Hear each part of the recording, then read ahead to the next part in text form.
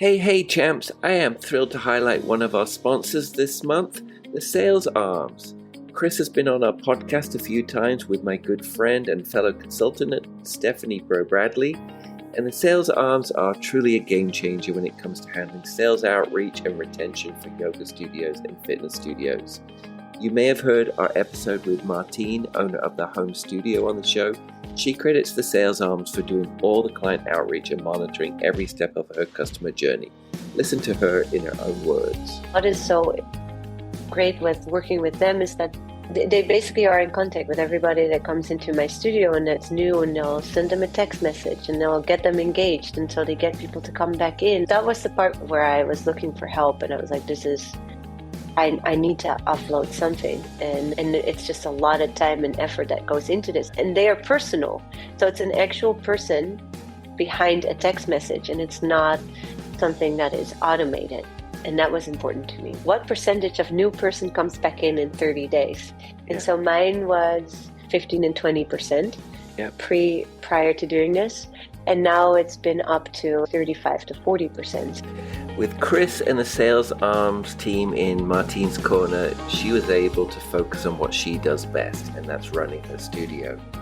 So if you're looking to boost your studio membership without getting bogged down in sales calls and follow-ups, which I call with my clients daily detective work, and you have somebody else do the heavy lifting for you, go to yogabizchamp.link/TSA. So with our Yoga Biz Champ exclusive link, you get a direct booking with Chris, the owner, to have a chat. So again, that link is yogabizchamp.link/TSA.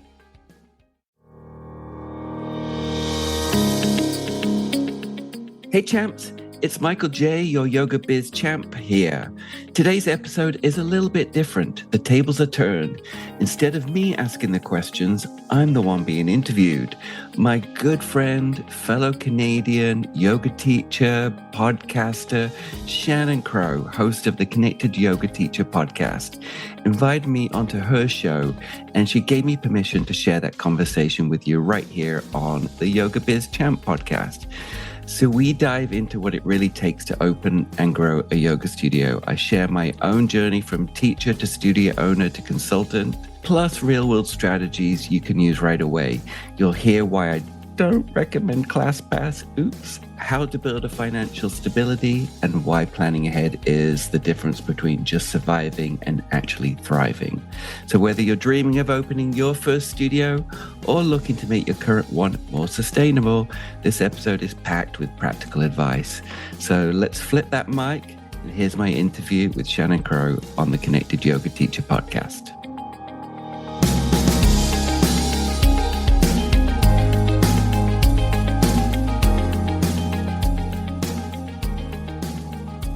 Welcome to the Connected Yoga Teacher podcast, Michael. It is so great to have you here today. Thank you so much, Shannon. I'm excited to be here. You're my neighbor on the other side of the country. Yeah, it just takes me like 3 or 4 hours to fly to your side of the country. But yeah, we are definitely neighbors. Yeah, we represent the country from one side to the other. I am super excited that we get to talk about the yoga teacher who is dreaming about opening a yoga studio. I don't think we've ever covered this in an entire podcast episode. But before we do that, tell our listeners, what's the work that you do? Who do you do it for? And how did you get started with this? How far do you want to go back? Well, what I do is I do full-time, I'm business consulting for yoga studios. So 2 kind of packages I would say I work in. There's the yoga teacher or the investor starting a yoga studio. So I help them with a really good promotion, founders offer, marketing plan to open well and all the pieces. And then my other ones are existing studio owners that want to get the systems in place to give them more freedom, or B, are struggling and need help doing the detective work to try and maybe reset the button, especially post-COVID. So that's what I do on a daily basis. So I meet with yoga studio owners and potential yoga studio owners all day long. my journey, how far do you want to go back to? 7 years old? Yeah, let's start there. So, born in Canada, raised in England. So I was living in England, but my hippie mom was in Canada. So I came every single year for the 6 weeks of the summer holidays, from rules and regulations and school uniform and strictness in the UK to having complete freedom on a hippie farm in Nova Scotia. And so my mom did yoga, and so I think back then it was Kareen. What's her name? The CBC. There was a CBC yoga show that my mom did. What's her name? I think I've got it here. Kareen Zebroff. And so that was a big thing in the 70s. Was Ms. Magazine yoga, and CBC TV was a big influence on my mom. So, and as a hippie, I played yoga with my mom, and so that became my, my look at me at parties, doing lotus pose and hands on the floor, hovering off the floor. So, and then so that was kind of my foundation in yoga, was with my mom. And then, funnily enough, she was my reconnection to it as an adult, in BC. And she lived on a Gulf island, Pender Island in British Columbia, so another hippie island, perfect for her.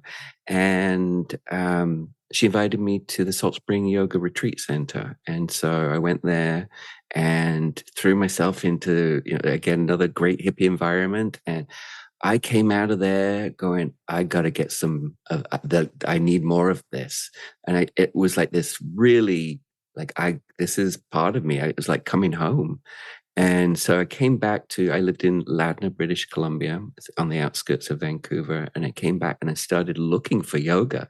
So I was going to the rec centers, and I wasn't quite finding that thing that hit me at the retreat center, until a new yoga center opened exactly 1 block away from my house. It was called Delta Yoga Center. And I started going there, and it was Ashtanga yoga. It's a very intense doorway into the practice. And I just loved it. I loved how it made me feel. I wanted more of it. And so I started asking a lot of questions. I also, by the way, I was a designer by trade. So marketing was my background, and I'm a trained graphic designer and marketer. And so at the time, websites were just becoming popular for businesses, and I was on top of all that. And so I started doing Delta Yoga Center's first website with a schedule and everything, and I did that for trade in my classes, so I got to go intensively. And I was asking so many questions. I was like, can you please say all the names in Sanskrit? And put a lot of pressure on it. She was just like, Michael, will you just take the teacher training? Right.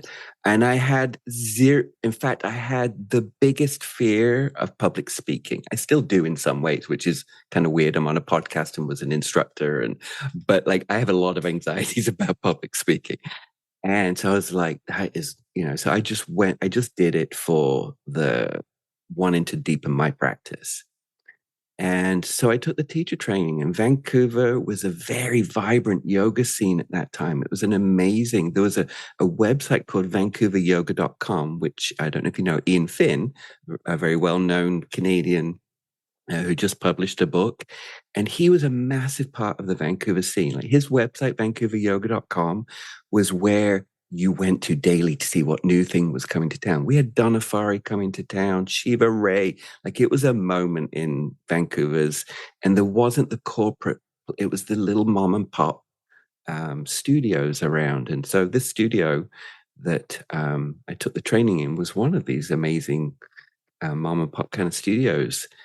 Took the teacher training, loved it, was good at it.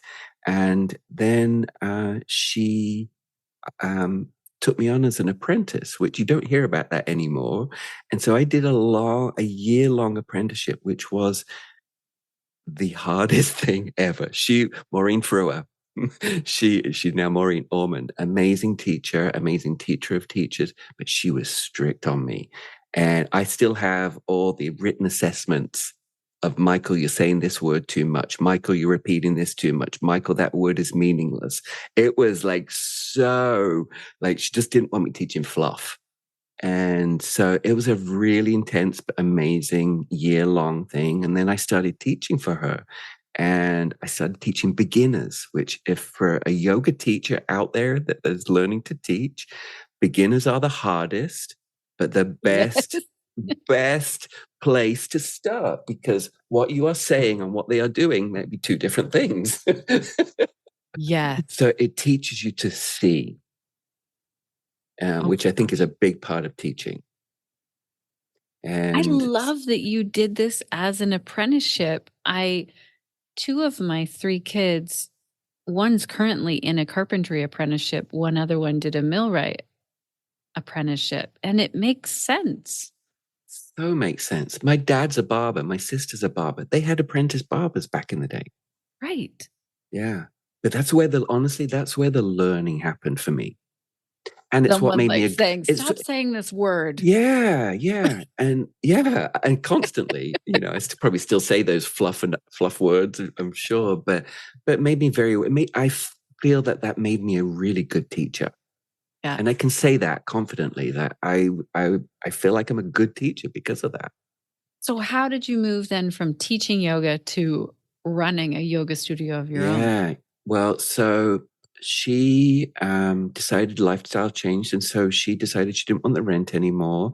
So she downsized, and she renovated a basement studio and downsized. And so there was no studio around. And we were a bunch of probably 7 teachers with no work. I had my own graphics design company at the time. So that's what I was doing. I was running that and teaching in the evenings and weekends. So we had no place. The community was kind of displaced. I started teaching at a local gym, with a curtain in between. So a beginner 101 yoga course with a curtain in between the grunting gym people and me trying to run a class. So so I have empathy for everybody that's doing that and hustling all that. I've been there. And then the owner of the building where the space was, because it was upstairs in an office building, and the walls had been knocked out for the offices for this space. And so he was like, "Are you interested in it?"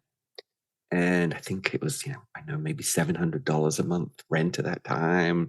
It was pretty good. And so I took it on, and unfortunately at the time, it wasn't all a great story, because the owner of the studio was not happy with me doing that. And so that kind of created a bit of a tension there, with me taking on all the teachers too, and kind of, same space. So that was a little bit of, awkwardness there, but we're really good friends now. We got through it. We've got a huge respect for each other. But, there's a lot of emotions in owning businesses, and that was one of those times. But we opened really well. With a marketing background, I knew how to buy. I knew what, in newspapers at the time, 20 years ago, I knew what pages to buy, and, went big with full pages, and knew how to negotiate with the local papers on getting good rates. And so I opened with a bang. I opened with a full studio. And a community, and some of those people, are still in that studio 21 years later. And so we successfully opened in that one location, but next door there was a beautiful 100-year-old heritage building that I always was looking at. I loved that building, and I knew the landlord, and so 6 months later, I had to try and get out of my lease, because I wanted to go into this old building. So I had to do that, because getting out of a lease is not easy when you've signed something for many years. I found my replacement. So I literally went to my landlord and said, "Hey, I found someone that would love my space. Can I get out of my lease?" And he let me. And so that was beautiful. The person came in, put walls back up. Landlord was happy. And then, so within 6 months, I renovated 2 studios. And Wow. yeah, and so back in the day, IKEA used to sell flooring, and we, I was scrappy. We put our own flooring in, and the landlords help us build out this beautiful space with bay windows. And yeah, just an amazing place. And that became the home of open space yoga 6 months later. And I built it up into a beautiful, amazing community. I hired a lot of teachers, trained a lot of teachers, and I had that for 13 years, built it up to be a very profitable studio. I hired 2 coaches along the way that I think saved my businesses through a couple of recessions, and that really helped me. And then life changes. I sold my house, left my husband, and moved into Vancouver. So I had all of these. It was big changes, and then I was running my business, but I wasn't living there anymore. It became very difficult because there was a tunnel between where I lived and my studio, and so it was a little tough to, things like, the sidewalks need shoveling by law in the winter, but I'm not in that town anymore. So it came a little bit, hard to run it and sitting in tunnel traffic to teach. And so I had a conversation with one of my teachers, who I knew would be the perfect person and that people loved, and it would be seamless. And so we started talking, and he ended up buying the studio from me. He ran it beautifully. He kept it together through COVID. And I think one of the bonuses of him having me as coach during COVID at the time, I was still teaching there. And I was teaching at bold conferences, like Mind Body Bold conferences, on how to create community online. So I was really rocking the online teaching and teaching other studios how to do it, because it's a different science, it's a different art to teaching to a screen. And so yeah, we got through that period after I sold it, and then he, through COVID, it was drained. It was very hard for him. And so he sold it to one of my other teachers that actually I hired probably 15 years ago through Craigslist. And so she's now, so it's still in existence. The legacy's still there 21 years later. And the community's still there. So yeah, I no longer teach there. This is the first year in probably 26 years of teaching. I haven't taught this year for the first time in a long time, and my body's feeling it. Oh my gosh.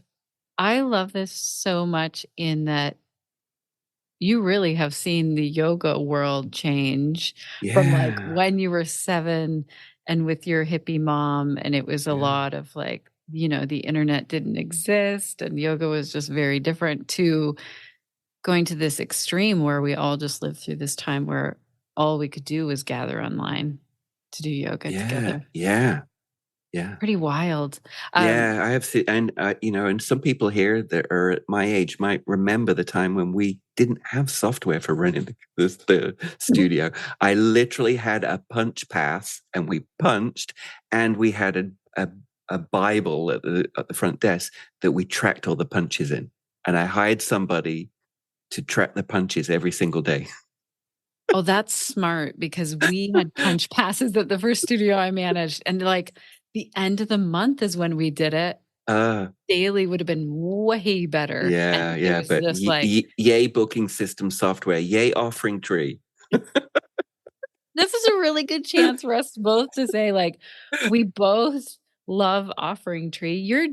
Tell me about what you're doing with them right now, with yoga studio owners.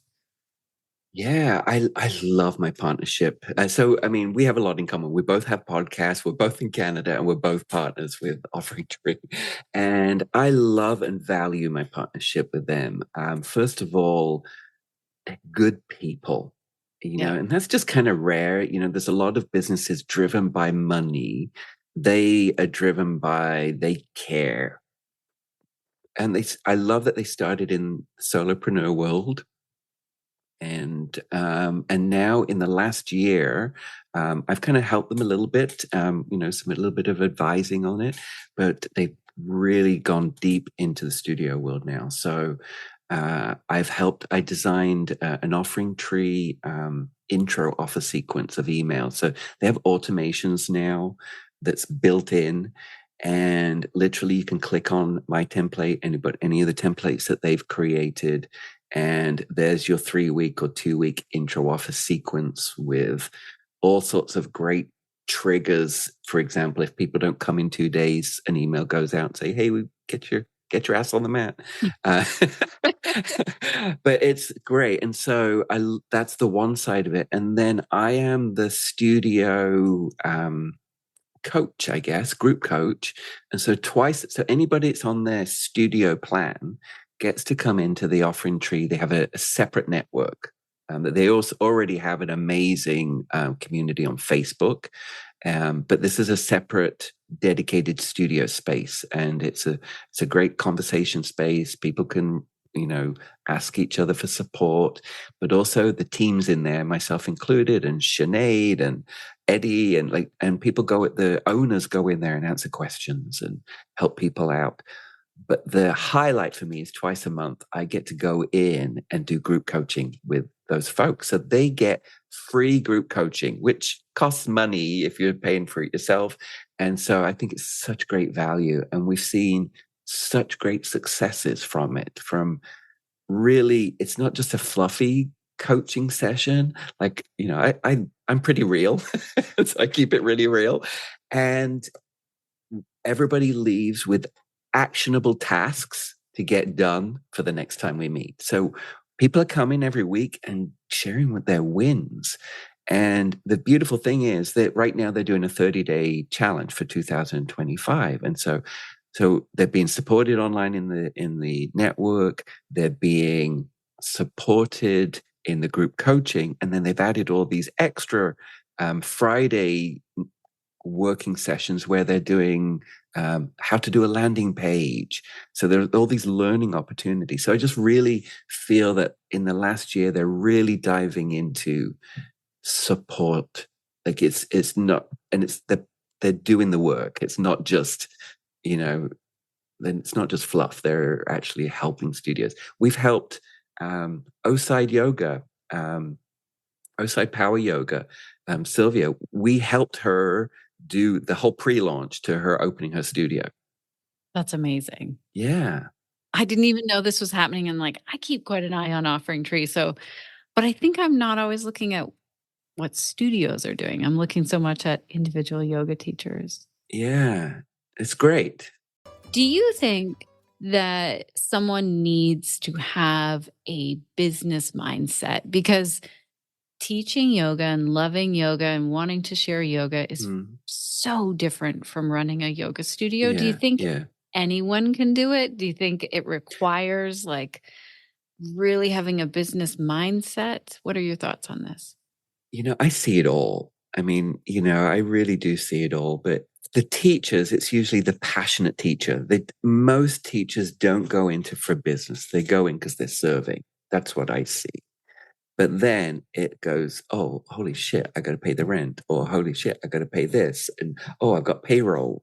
And so, it's very quickly a business. So, so I think a lot of the case, I don't know, there's different ways people come into it. And I see every case. If you're not great at business, or you hire someone that is. It's the same with social media. If you are not good at running social media in your studio, get someone that is. So I feel like no matter if you're passionate about it, dial into your superpowers and get help on the things that you need help on. Okay, that's brilliant. So we can do it because it does require quite a business mindset. But you can learn it too. Right. I think about, I have a studio in Australia. She's my Vanny, Yoga Spirit Studio. She's my longest client. She's probably with me almost 3 years.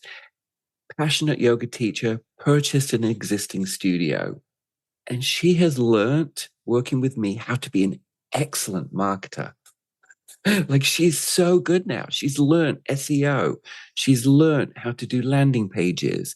She's learned how to use Chat GPT for sales, lingo. So I think this tool, if you learn to use the tool, I think it's all learnable, or you get help in the areas. Like, that's why I help people hire me, because they don't know how to run a yoga studio. Yeah. And it's a fast track when you get that help. But it's the wonderful world of the University of YouTube, where you can learn anything you want to. You want to learn how to do a meta ad? Go learn how to do a meta ad. Right.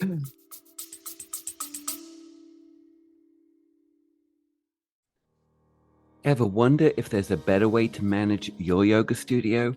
Our friends at Offering Tree have the answer, and their customers agree. Take a listen. It's awesome. I often say to people that, like, it does everything that I used to do using MindBody and BrandBot and Weebly. So for like way less money, and I can talk to a real person about like something that would be helpful in my business, and they'll actually care and then do it. So that's something that's different than using all of those bigger companies together. To get 50% off your first 3 months or 15% off an entire year, check out the show notes on this podcast, or go to offeringtree.com/YogaBizChamp podcast.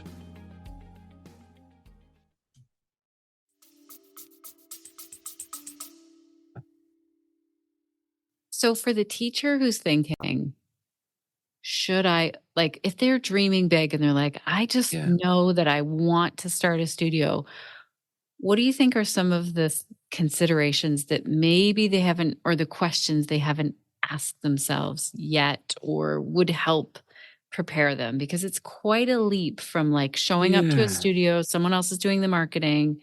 Maybe you're doing your own marketing, you're teaching like, whatever, 1 to 16 classes a week or whatever wild schedule you have going on. Yeah. Well, I mean, there's different ways of doing it. I mean, yesterday I had a conversation with somebody that wanted to talk to me about her yoga studio. But when I listened to her, she didn't have a yoga studio. She was running her business out of multiple locations. So there's different ways of doing it. I successfully ran, post selling my business, I rented a space downtown and successfully ran beginner yoga and beginner one-on-one yoga. And we can go over how I marketed those in a bit if you like. But so that was my business. I didn't have a studio, but I ran a successful. So there's definitely ways of doing it. That's a great way to start. The other thing is, I think you should look into seeing, is there a need in the area? Because, I see studios sometimes where they've done $300,000 build outs. Wow. And this is a very common thing happening right now. It's these massive hot yoga build outs, just really going for it, but putting them in an area that's got a lot of yoga studios and a lot of ClassPass going on in the area. Right. So you're setting yourself up there. Like, you have to, if your rent's $15,000, then you got to sell a lot of memberships. I mean, you're in business mode right away. You got to sell a lot of memberships just to cover that. And what's happening right now, I have an episode on my podcast, How to Break Up with ClassPass. ClassPass is eating into a lot of membership models. So that's something to really, really, really look at. But if I was going to say, there's the big studio build out, right? Which is great. I personally like a grassroots yoga studio like mine, where the rent is manageable and the payroll is manageable. So really it's overhead, because if you've got, $10,000 a month in rent, then, and you're in a saturated area, that's just very, very difficult. So looking for a need, I think, is a good, location is really key, I think. And I'm I'm opening some great studio. I opened one Summer Soul in Ontario, and they opened with really great rent, really downtown location, and that space appeared to her. Sometimes there's if we're in the yoga woo woo world, sometimes spaces manifest. And so I believe in following those meant to be's when they present themselves, because I see that a lot. Did I answer that? I'm not sure. I feel like I'm rambling there. Well, I love how it's kind of like, what is the baby step? So it might be that we're teaching from different spaces and we're sort of running our own business, that we're not, what I heard you say, we're not relying on someone else to do all the business side of it. Unless you're like, well, I mean, so so what I said when I ran my programs downtown, that was, I knew my overhead. I rented this amazing dance space on the top floor downtown Vancouver with a view of the city on Saturday morning. And I was able to fill a need in that area. And it's a heavily gay male populated area, downtown Vancouver. And I did yoga for men for 8 weeks, and I had really great rent. I walked around the area, yoga for men with Michael J, with a QR code that went to a landing page for yoga for men, where it was easy to purchase. And then I did some meta ads around 2 kilometers around, we're in Canada here, not miles, 2 kilometers around the yoga studio, just to men within these demographics. And I filled that every time. So I call that a signature series. You can run a very, very good business with a signature series. This is where I feel like that was my bread and butter when I learned okay, my niche is yoga for pelvic health. And I ran an 11-week series, which meant, I just didn't have to market as much because I was like, sign up for the 11 weeks. And I remember getting 18 people signing up. I had a wait list. And I just thought, this is it. Well, first of all, I love series. And also, if there are studio owners listening here, I like series on a schedule that has a variable, with the unlimited passes. But series, this is for solo teachers listening here too. Series create community. It's all the same people together. Series is pay up front. You're not waiting for them to use that punch pass. Right? And there's no refunds. Right. Clearly stated up front. And if you learn how to market that series really well, and then it's rinse and repeat. So for a studio, what I did really, really well, and now I have all of my studios doing really, really well, is a signature series of beginner 101 yoga. Honestly, folks, listen, beginner 101 anything. Right. That's the doorway. A lot of studios have a 2-week intro, or I think of a beginner 101 course as another doorway into a studio. It makes sense, because it is scary to be a new student and be like, I'm going to go with all these. Yeah, it's intimidating. Yeah. Beginner Okay. 101. You don't need to know anything. By the end of this course, you're going to feel comfortable to take any class on our schedule. Oh my gosh, I love that so much. Okay. Yeah. And once you've done that beginner 101 series, then you can rinse and repeat it. So I rinse and repeat it 3 times a year, sold 30 spots in it 3 times a year. And I've got, like I said, Vanny in Australia, she has a 70% retention rate from her intro offer over over a beginner course, over her intro offer. That's amazing. Because it makes people feel comfortable. And then I'll throw this extra tip. If you do a series like that, if you're on Offering Tree, you can support that series with a whole bunch of automated emails to support the journey. Right. Week 1, here's a video on yoga breathing to practice this week. Week 4, here's sun salutations. Here's a handout to practice at home, or a video. Right. You support them through that journey, and you're not selling to them. But you also give them the visual of This is the trick, folks. This is sales. While you're teaching an 8-week series, you're also giving them the visual of what it's like to attend your studio in the future. So when you come to our class, you'll be able to go to the slow flow, or you seed that in. Oh my gosh. And then people can see themselves as part of your studio.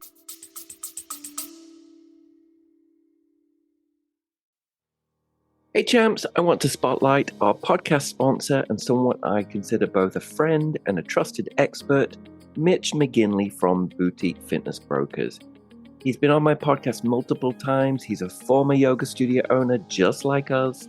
Mitch and his wife successfully sold their studio just like I did, and now he helps others do the same.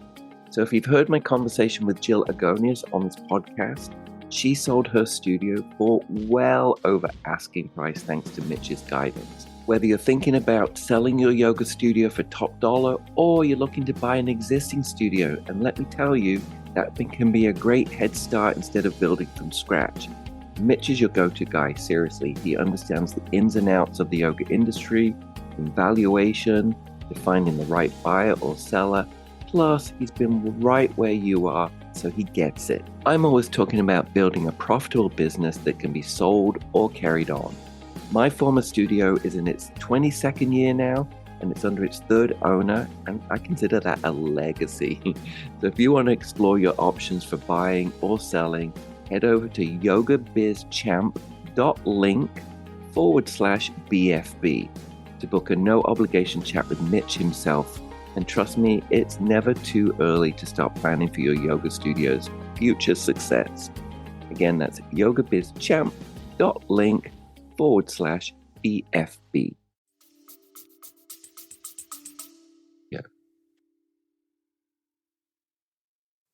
This is bringing back memories to, like, I taught a beginner 101 series, and at the time I feel like there was no social media. I'm sounding really old.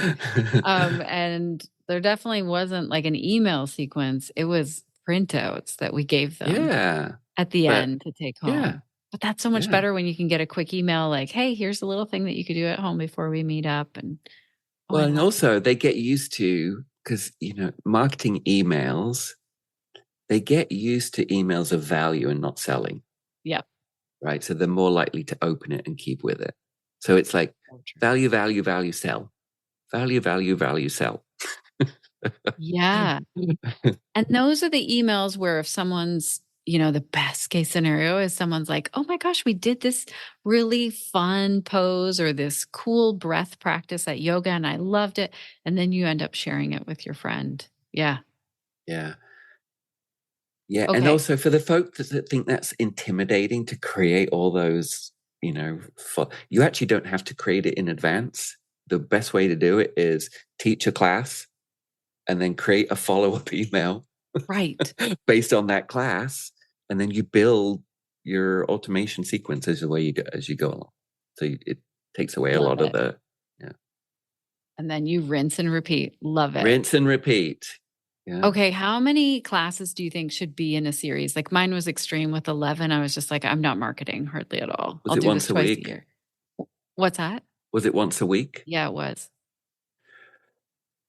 Well, you have to do your homework to people's availability. Right. So online's a little bit different, but if you're doing it in person, so every October I have my studio owners all come together and we group plan 2025 or the next year. Right. So I think it's important to know your audience and their lifestyle. So if you're putting a series on, you're probably not going to put a registered series on in spring break or summer. No. Like it's just not going to hit. Right. So, so I say, how many weeks can you squeeze so you don't have to sell multiple days?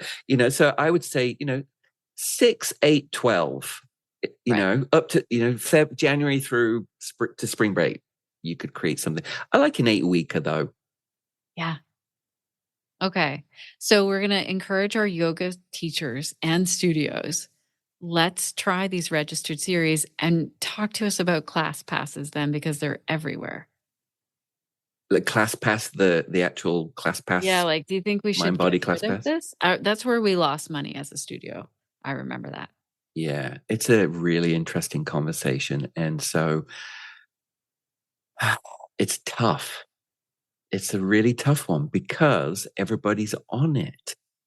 And so right now, I'm confessing here, I hate ClassPass for a business. Right now, I'm testing ClassPass out. So I am actually a ClassPass person right now in Vancouver, and I'm looking to see how it's worked. So there's a few things. I think ClassPass makes it almost impossible to build a membership model because it's about the math. And let me talk about my partner in LA. He was dating studios, so he was trying to find a home, right? So he used ClassPass just to date studios to see which place fits. Yeah. And it's been a really interesting experience for him, like but it comes down to the money. Like, so he went to one studio. He's like, this is the home. This is it. I've found everything I want. It's got community. It's got kind of workout I want. But then the offer came because I was like, you're going to be in an automation. Don't jump to the first offer. Wait till the end of your sequence because you're going to get the best offer at the end, right? Well, the best offer was, I think, $225 a month. And he felt that's high, but he felt value because it worked for him. But it was going to cost him $79 to get the same amount of classes using ClassPass. Oh, wow. So the math don't math. This is what happens. Right. And for the studios, they're probably getting $7 a person. Yeah. Right. So they're probably getting $7 a person. Now, when I go into, here's the thing, when you go into ClassPass dashboard, when I log into my clients' accounts, when you go into the ClassPass dashboard, it presents it as, we created this money generation, we saved you this many clients, we brought in this revenue. Like, it's all very positive.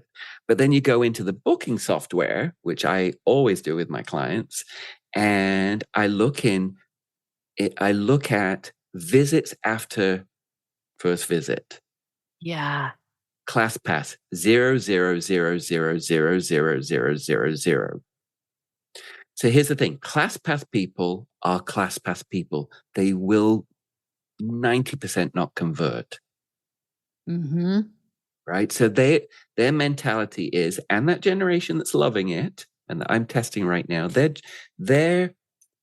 thing is, I can get Pilates in today. I can get my nails done tomorrow. I can go get a HIIT class on Thursday and a spin on Sunday. So they like the variety. It's great for that. Right. The other thing, watch the points. I think I'm pretty sure they're gamified. Okay. Right. So when you're on the trial, classes are like 2 points. Okay. When you're a member, 7, 9, 12 points. Right. Then the other thing, I have a friend in LA that has a membership through an insurance benefit. So there's a plan through the benefit that they have. It's supposed to be a better deal. So it's a cheaper deal. But when booking into the same class, that person that's got the cheaper deals, it's more points for the class than the person on the regular membership. Oh my gosh. So it's tough. So here's the thing though. It's good for marketing. Right. Okay. Right. There is a benefit. There's a benefit to marketing because so there's a Legree. I've wanted to try Legree. And so I've got this ClassPass. Legree is on ClassPass. It's on there, but there is never an opening. There is never anything. But I know there's a Legree there because I see it on the app all the time. What's Legree? Legree, it's like a Pilates. It's a machine equipment based. Okay. Legree, yeah, it's really taking off in the States, and yeah, it's huge. Yeah, Sebastian Legree. Okay. It's named after someone. Yeah, he created this piece of equipment, and then it's like a reformer. Okay. Yeah. Okay. So sorry, you want to try this class, but So it's on my ClassPass listed. So I'm seeing it, which is good marketing, getting it in front of eyeballs. Okay. But it never opens up for a class. So, yeah. So I think if you're going to do it, you need to really, really, really manage it and just open up maybe a couple of really crappy classes, or, maybe a 6 a.m. class, or just so it's there, but Right. you're not opening it. But yeah, it's a really catch-22 thing. I don't think it's good for the membership industry. If you were starting with a studio that's like, okay, there's not a ton of competition in the area, and you're going to set them up with a payment model, ideal situation, what would it be? Is it a studio, like a regular studio? What do you mean by payment model? So like how to pay, would there or be the actual registered price? sessions? Would there be a membership model? Yeah, I'd probably go membership model with a registered series. I'd have 2 or 3 registered series. Series solve problems. Right. Oh, yes. Right. So yoga for back care, yoga for low back pain, yoga for yoga. aging and mobility. Yeah. Like they solve there's a problem to it. Okay. So I love that. I feel like they're easier to market, honestly. Oh, they are. Yeah. Okay. Now, but learn how to do a dedicated landing page for your series. No matter if you're a solo person, like do a dedicated landing page for that. It's sales copy for that series. Right. Yeah. I'll say the same for studio intro offer. Dedicated sales page for the intro offer, because then when you market, whether it's a QR code on a poster, a postcard, QR code on a postcard, or a paid ad, you only have to send them one place. Love it. And then that landing page's job is only to do one thing: sell one thing. Right. So there's one call to action. You're not going and poking through everybody's teachers and the schedule, the schedule and the this and that. This dedicated sales page for the program or intro offer does one thing. Oh, that's such a good tip. Okay, what about, I get this question all the time. I want to hear your answer on it. When people are like, well, I don't know what times are going to work for the people in my community. Should it be on weekends? Should it be at night? Like what you just have this blank slate of a calendar in front of you, and you're like, I want to pick the times that are going to be the best. Well, the truth is that you've got, it's like throwing it at the wall the first time to see if it sticks, really. But the best thing you can do is do as much research on the ideal client in that neighborhood that wants your product. So I say audience research first.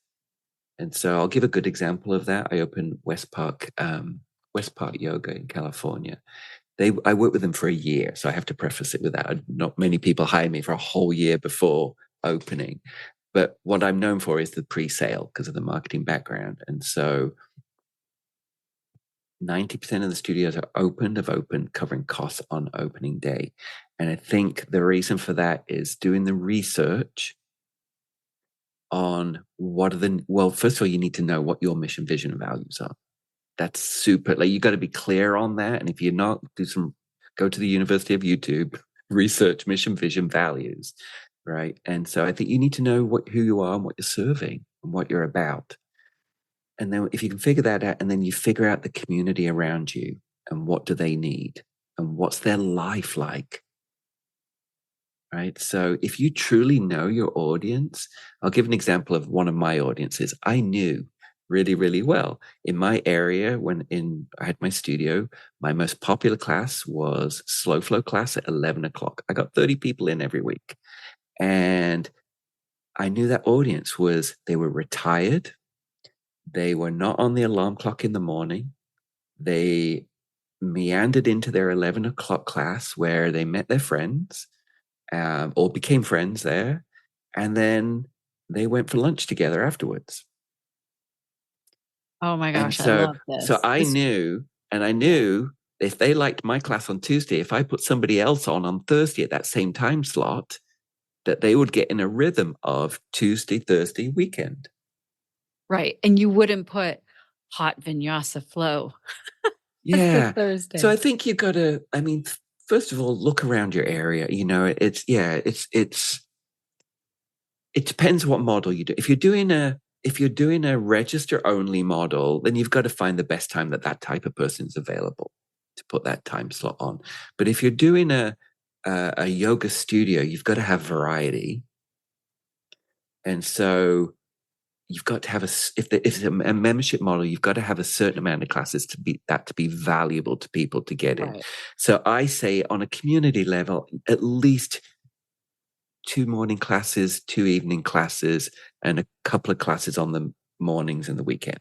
You're looking at about 18 to 24 to start, I would say, is a good kind of, but if you know, okay, so most of the people in this area are moms. Okay, so they're dropping their kids off at school. So 9:30 works well. Well, there you are. I've got my 9:30 class for that person. And then I've got my 11 o'clock class for the retired person.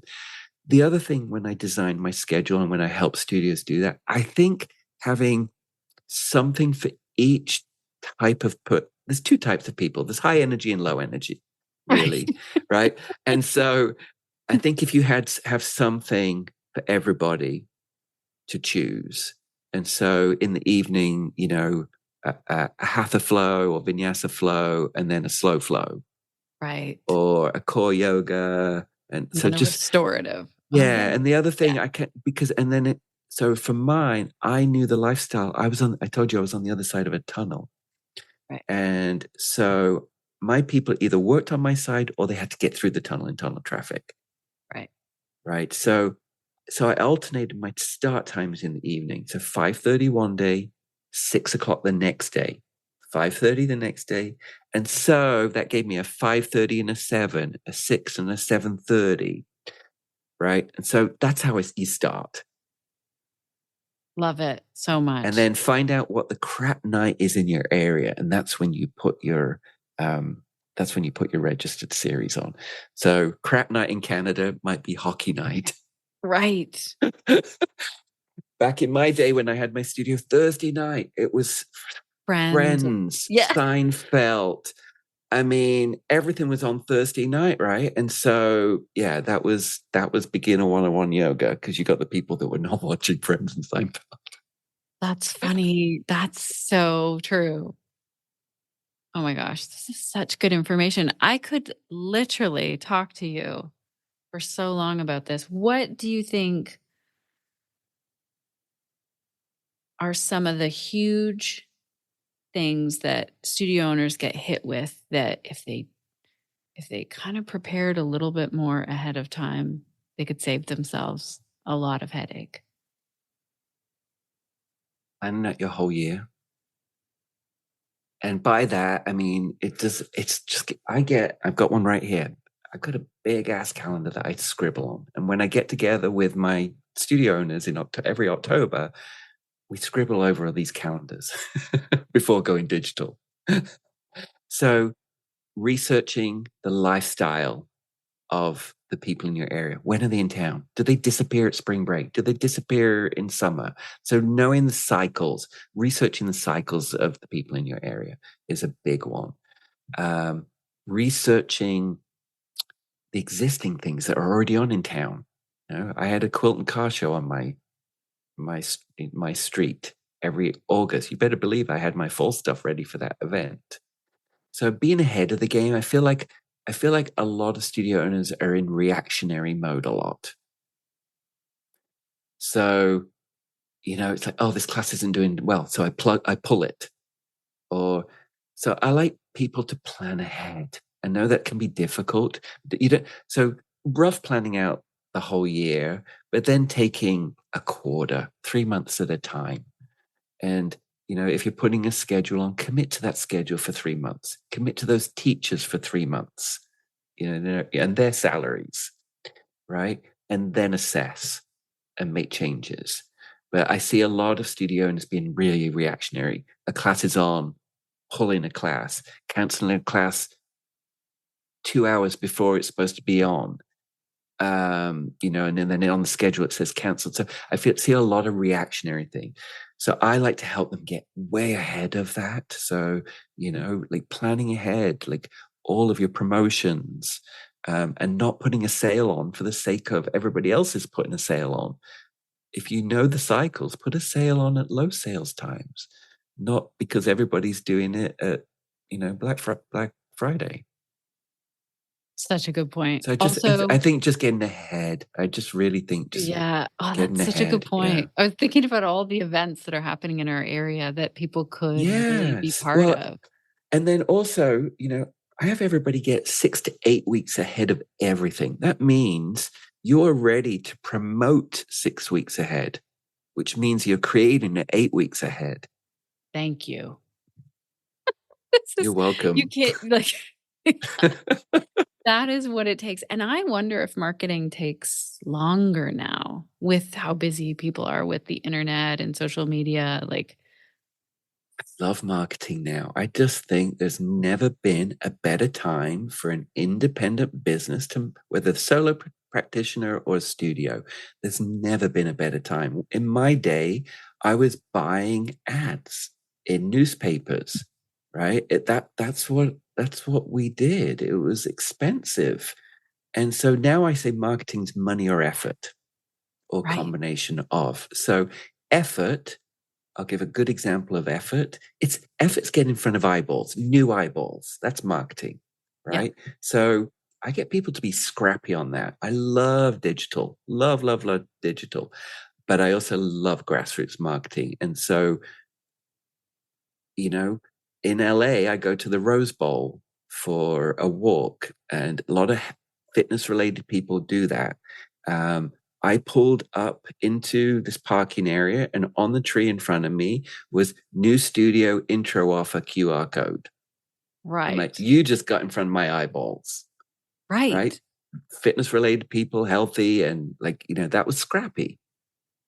Right. There's a local health fair in our area, and I remember getting so many new people coming up because you're just answering questions about yoga.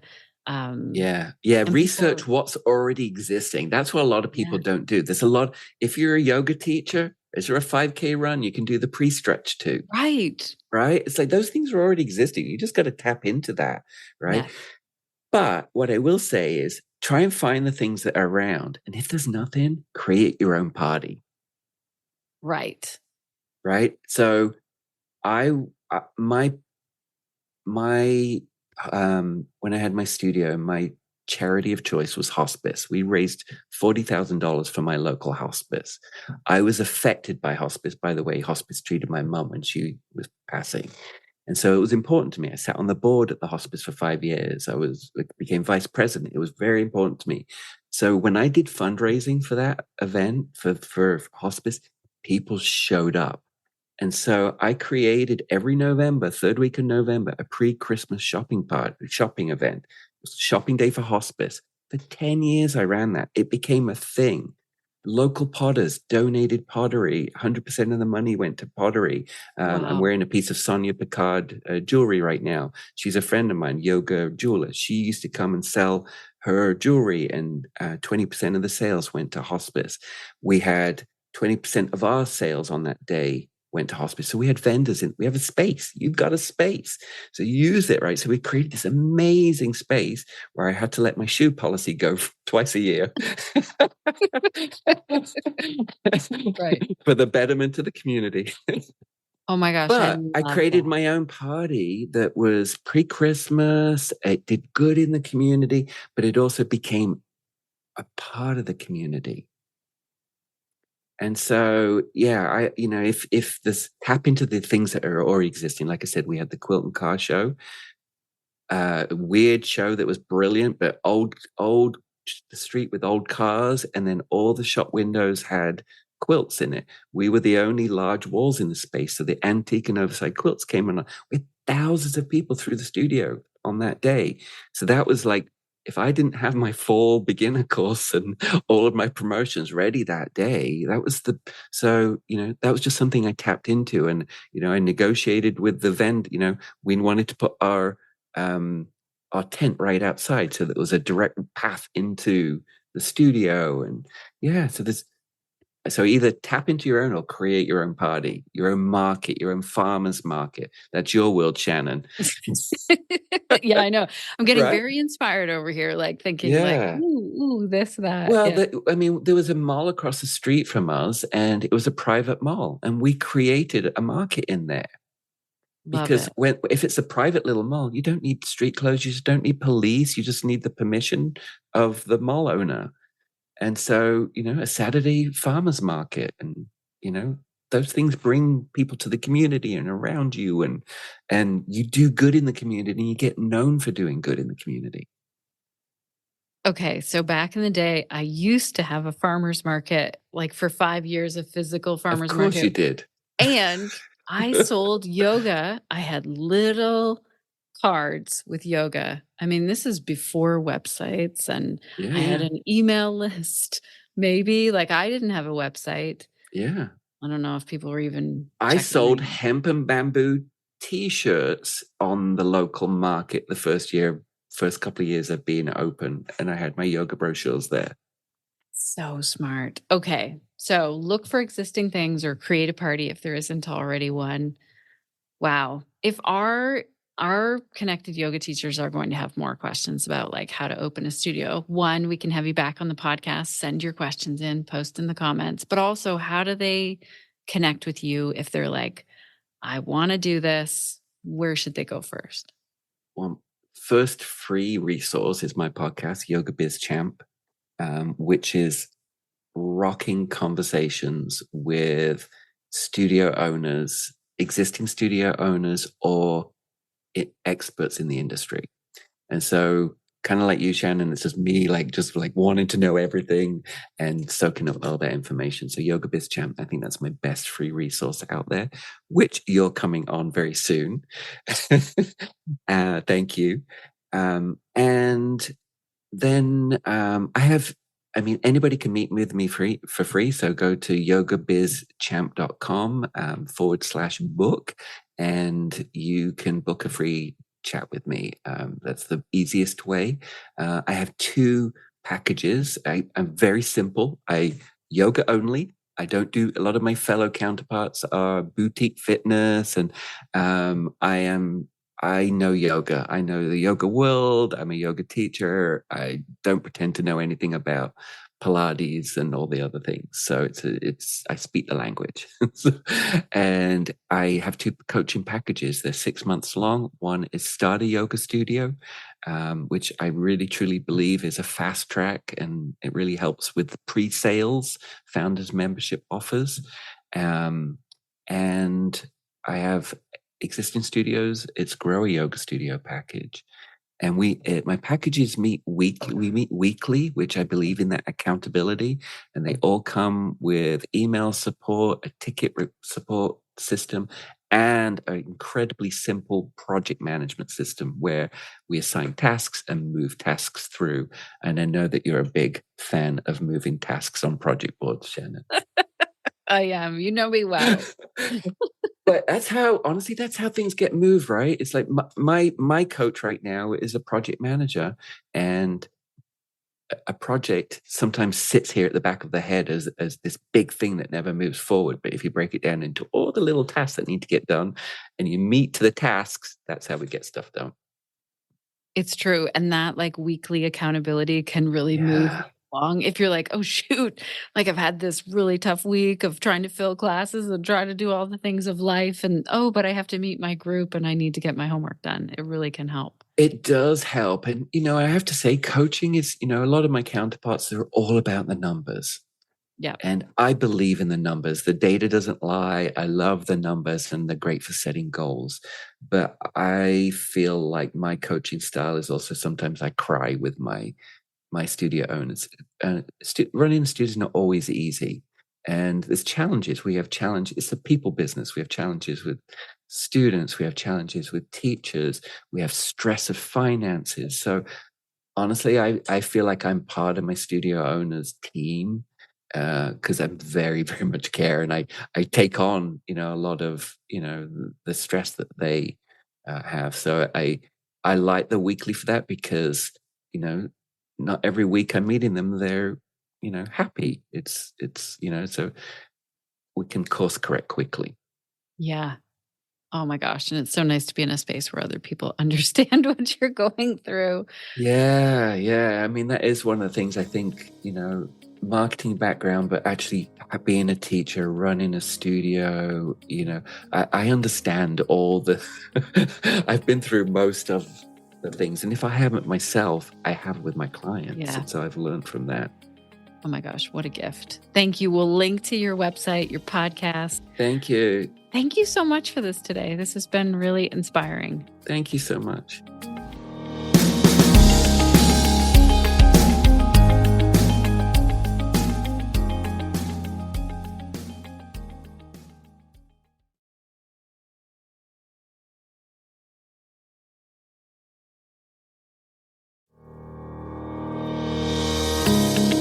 Thanks for tuning in, champs. If you've enjoyed today's episode, please subscribe and leave a review. It really helps me out a lot. And if you're ready to open your own studio or grow your current one, visit yogabizchamp.link/podlink. Again, that's yogabizchamp.link/podlink to book your free strategy call with me and explore my Start a Studio and Grow a Studio packages. And you'll also get access to all of my free Yoga Biz Champ resources there. And you can also check out the video content on YouTube for more insights and follow me on all social media platforms at Yoga Biz Champ. See you next time.